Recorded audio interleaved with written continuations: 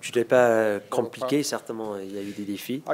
Il faut mettre ça en perspective du passé du club d'où on vient et le futur qu'on souhaite pour ce club. Ce qu'on a fait pendant ce mercato, c'est de poser les fondations.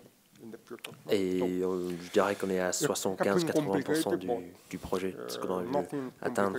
Ce n'est pas un projet qui va se faire très rapidement, on est là pour le long terme. Ensuite, il y aura d'autres recrues en janvier, probablement l'été prochain, parce qu'on sait que l'équipe actuelle a encore besoin d'être renforcée. Ceci dit, ce n'est pas une bonne idée de recruter 10-12 joueurs en même temps au mercato. Il y a des problèmes d'intégration, il y a des joueurs qui ne trouvent pas le temps de jeu. Il vaut mieux donc faire ce qu'on a fait, c'est de cibler les joueurs prioritaires qu'on voulait absolument et qui commencent à travailler ensemble, à intégrer cette équipe et on établisse cette identité, le style de cette équipe. Et à partir de là, on a les bases pour progresser. C'était donc compliqué par un moment, mais financièrement, tout va bien.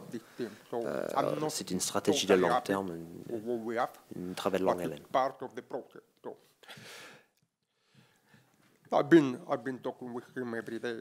Donc, je parle avec Paulo Sousa tous les jours.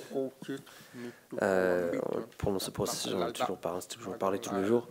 C'est un coach avec beaucoup d'ambition. Il s'exprime des fois, c'est pas un agacement, ça reflète sa passion pour le club.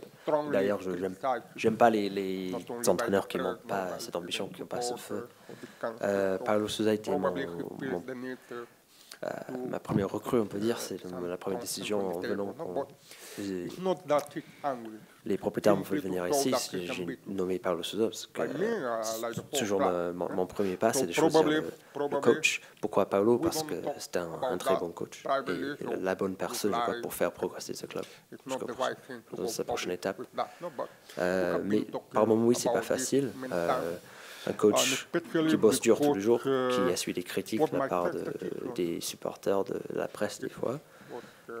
Mais le football de haut niveau vient avec des pressions de haut niveau.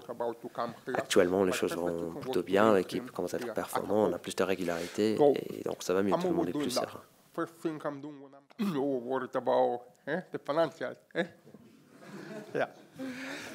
Il n'y a pas de nom, pour l'instant, il n'y a pas de joueur déjà en ligne de mire. On pense plutôt en termes de qualité. On regarde dans l'équipe les zones où on peut manquer ou des qualités qu'on aimerait apporter à l'équipe. Pour l'instant, on va manquer un peu de buts. Et ce sera donc l'objectif, c'est de chercher des joueurs qui peuvent amener un plus dans la phase de construction de jeu, les phases d'attaque, que ce soit un attaquant, un deuxième attaquant ou un ailier ou un meneur de jeu, c'est à définir. Mais c'est une zone de jeu qu'on a identifiée où on manque, c'est donc les buts et puis la vitesse d'attaque en construisant de l'arrière pour aller l'avant.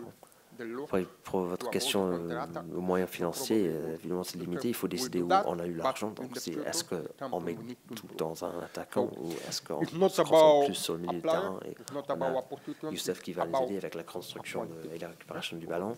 On va voir d'ici janvier si on décide où on décide de prioriser les investissements.